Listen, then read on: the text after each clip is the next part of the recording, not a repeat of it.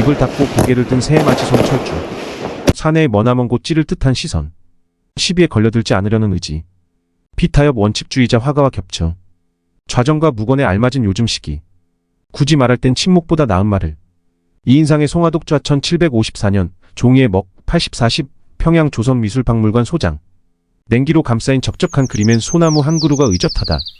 숱한 푸나무가 우거져도 늘 혼자인 존재가 곧 백설이 만건곤알치의 독야청청한 소나무다. 너럭바위에 앉은 사내의 발 아래는 아무렴 절벽일 테다. 저 소나무는 낭떠러지에 검질기게 뿌리박고 헝걸찬 모양새를 보인다. 묵은 세월의 고초를 끌어안은 용 비늘의 몸통은 한껏 쏘스려 하고 풀린 실타래처럼 늘어진 겨우살이는 휭가지 사이를 넌지시 파고든다. 만수산 드렁치기 얽혀든다 해도 소나무의 자존심이 흠 잡히겠는가. 그림 속 주인공의 위험이 심상찮다. 마냥 얼굴을 치켜든 그의 시선이 머나먼 곳을 찌를 듯하다. 인기척 드문 산중 따위는 아랑곳 없이 좌정한 모습이 단출하다.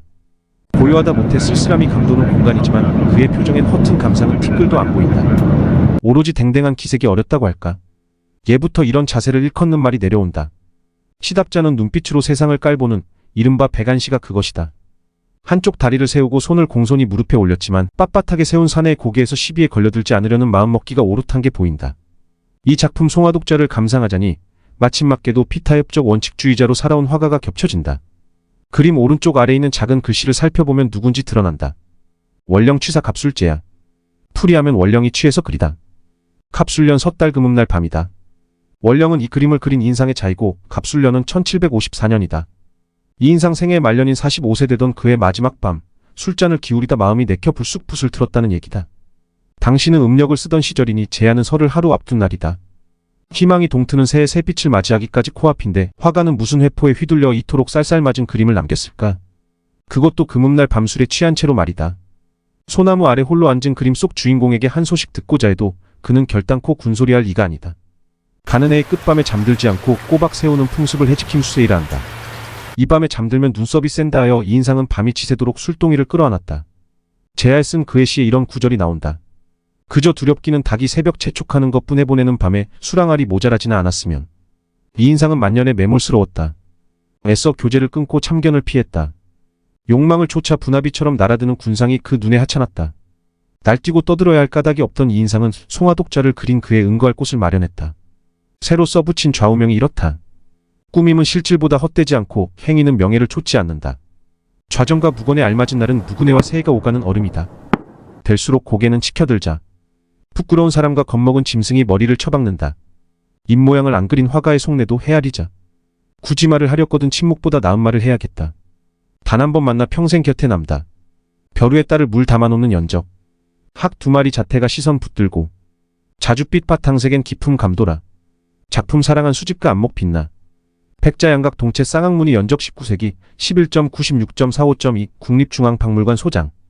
문방사오는 종이 분먹벼루를 아우르는 말이다. 이 네 가지도 품질을 따진다. 예부터 종이는 고려지 붓은 황모필 먹은 송연목 벼루는 단계연이라 했다. 문방사오를 가려 쓰는 선비의 안목이 만만치 않다. 벼루는 그중 으뜸으로 친다. 종이는 구겨지고 붓과 먹은 다른데 비해 오랜 쓰임새를 자랑하는 게 벼루다. 벼루의 먹을 갈 때는 16살 처녀가 3년 병치레 끝에 일어나 미음 끓이듯 가라라라는 속설처럼 조심조심 애지중지 다뤄야 한다. 벼루의 딸을 물을 담아놓는 연적은 어떤가? 선비들은 연적의 품질보다 형태를 따졌다. 고려 때 청자나 조선 때 팩자로 만든 연적은 형태가 참 별나다.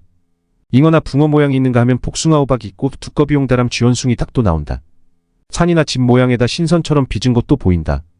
만들고 싶은 대로 까짓것 다 만들어 썼다. 실증나면 다른 생김새로 바꾸는 짓도 서슴지 않았다. 늘 곁에 있어도 질리지 않고 앙증맞은 연적 하나를 구경해보자. 팩자 양각 동체 쌍학문이 연적이다. 학 두 마리가 부리를 벌리고 입 맞춘다. 그것도 성에 덜 찬 알개 끝을 마주 비비며 춤춘다. 사랑에 흠뻑 빠진 모습이다. 우미한 기품을 품어내는 29세기 연적은 보는 이마저 덩달아 입이 벌어지는 명품이다. 무엇보다 바탕색이 오죽 고운가. 연적 몸통은 화사한 자줏빛 구리 안료를 칠해 뽐을 냈고 도들새김이 된 학은 푸르스름한 기운이 감도는 팩자유로 치장했다. 펼친 날개 아래 입을 볼록 내민 곳이 물구멍이다. 기발한 디자인의 선명한 색상 대비와 손에 잡히는 맞춤한 크기, 어느 것 하나 식상할 구석이 없는 도자기 아닌가. 구리 안료는 옛날부터 비쌌다. 포도나 모란꽃 문양 등이 있는 도자기를 보면 구리 안료는 일부에 살짝 칠한 것이 대부분인데 이 연적은 된통 선심을 썼다. 선비의 고아한 호사 취미가 있었기에 이런 퀴티나는 공예품도 태어났으리라. 이 연적을 국립중앙박물관에 기증한 이는 박병래 선생이다. 1930년대 성모병원 초대 원장을 지낸 그는 일본 의사가 보여준 조선 첩시를 우리 것이 아닌 것으로 착각했다가 나중에 안 것이 부끄러워 40년간 도자기 공부와 수집에 열중했다는 분이다. 평생 개업하지 않은 의사로 살면서 봉급을 쪼개 도자기를 사 모은 그는 타계 2달 전 300점이 넘는 애장품을 박물관에 넘겼다. 돈 쌓아놓고 기다린다고 명품이 제 발로 오지는 않는다. 선생은 주인도 모르는 그릇의 가치를 기민한 눈썰미로 가려냈다. 병실 곁에 놓인 김치 항아리가 조선 청화백자인 줄 금방 알아냈고 환자의 소변을 담은 병이 진귀한 도자기임을 눈치채고 사들였다. 냉면집 젓가락통이 귀한 팩자 필통이라서 탐을 내 만지작거리는 바람에 주인이 냉큼 치워버린 일도 있었다. 십사 후퇴 때 마당에 구덩이를 파고 소장품을 모래로 채워 보관했다는 그의 회고를 들어보면 뼛속 깊이 파고든 미술사랑이 눈에 선하다. 미술품 수집 요령을 설파하는 전문가는 많다. 그나마 솔깃해지는 말은 첫사랑 같은 작품을 골라라 하는 것이다. 첫사랑은 2번 오지 않는다. 한 번의 기회, 한 번의 만남에서 평생 곁에 둘 미술품을 고를 줄 알아야 빼어난 컬렉터가 된다. 다른 나라 컬렉터들의 조언도 비슷한 맥락이다. 바로 그것 없이는 못 살겠거든 살아. 선생의 첫사랑은 풋사랑이 아니었기에 두고두고 사랑받는다. 국화를 사랑하는 시인의 먼 마음.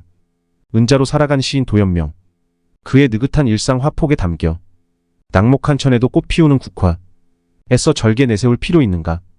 정선의 독립체국 17세기 푸체 수묵담체 22.759.7 국립중앙박물관 소장.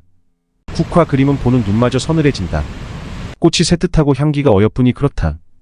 붓을 잘 만나 맵시가 나겠지만 가슴 속에서 먼저 국화가 피어나야 운치가 산다. 그림에 담긴 뜻도 가든하거나 섣부르지 않다. 옛 화가들이 꽃 모양새 너머의 우위를 끄집어내려고 애쓴 까닭이다. 매완한 초대나무처럼 군자의 놀아뻐기는 식물도 가상하게 여기긴 했다. 화가는 그들에 비해 별스러운 국화의 덕목을 기어코 찾아낸다. 무엇보다 국화는 낙목한 천에 홀로 꽃을 피우는 존재다. 대견스럽기 그지없다. 또 가을을 맞이하되 서리가 그 색을 지울 수 없고 갈바람이 그 잎을 지게 할 수 없다. 꽃잎은 얼마나 눈물겨운가. 말라 비틀어질 때까지 가지에서 앙버틴다. 여북하면 남송의 화가 정사초가 이토록 애달피 읊었을까. 차라리 향기를 끌안고 가지 끝에서 죽을지언 정령가지두 포양사 어찌 폭풍에 휩쓸려 꽃잎을 떨구겠는가 증 취락 폭풍 중. 국화를 입에 올리자고 마음먹으면 이 사람을 빼놓고 얘기하긴 어렵다. 동진의 시인 도연명 말이다. 시시한 벼슬을 버린 도연명은 베옷으로 갈아입고 비바람 겨우 가릴 집에 숨어 살았다. 그의 방에는 줄 끊어진 검은고 하나 놓였다. 뛰어난 소리는 어렴풋하기 마련이라 그는 소리 없는 음악을 즐길 줄 알았다. 그의 국화 사랑은 자자했다. 하고 많은 꽃 중에 국화를 무작스레 즐겼다. 시속을 떠난 은자의 텅 빈 마음자리가 여무지게 표현된 그의 명구가 있다. 누대에 걸쳐 암송되는 대목이 바로 동쪽. 울타리에서 국화를 따다가 채국 동리아 한가로이 남산으로 눈을 돌리네유 영견 남산이다. 그는 술을 마시다가 흥취가 일면 국화를 따 들고 무연히 남산을 바라봤는데 이 음전한 포즈가 중국 문학사를 수놓은 도연명의 강고한 이미지가 돼버렸다. 국화는 그에게 은둔하는 품성을 길러주었고 흐린 세상을 건너는 싱그러운 방편이 되었다. 마침 겸재 정선이 부채에 그린 독립체국에 바로 그이가 등장한다. 동쪽 울타리에서 국화꽃을 캐다라는 제목 없이도 이 그림은 도연명의 일상을 그린 줄 다들 알아먹는다. 차림문을 열고 나온 그가 소나무 쪽에 앉아있다. 울타리 밖에 오종종하게 심어놓은 국화는 샛노랗게 물들었다. 물끄러미 먼데 산을 바라보는 노인의 품새가 올고 다소 외려 놀랍다. 무릎 앞에 뒹구는 술잔과 꺾어놓은 꽃가지들이 어쩐지 심상찮다. 우리 귀에 익은 노랫가락 한 대목이 설핏 떠오른다. 곤나무 가지 꺾어 수놓고 먹으리라는 흥얼거린 말이다. 한 잔 술에 국화 한 입, 2잔 술에 국화 2입, 꽃으로 샘 놓으며 마시는 그의 한가로움이 부럽다. 도연명은 자작시에서 일찍이 명토 박은 바 있다. 술은 온가지 근심. 떨쳐 없애고 주는 거 백려 국화는 늙음하게 붙들리지 않는 단해국 해제 태령나고. 그는 양기가 퍽차오르는 구걸이면 달달한 국화주로 노년을 달랬다. 저 느긋함이 시비에 귀맞고 사는 그다운 뱀뱀이일 테다. 무서리를 이기는 절개를 내세우지 않고도 국화는 먼 마음을 데리고 사는 자의 단짝으로 넉넉했다.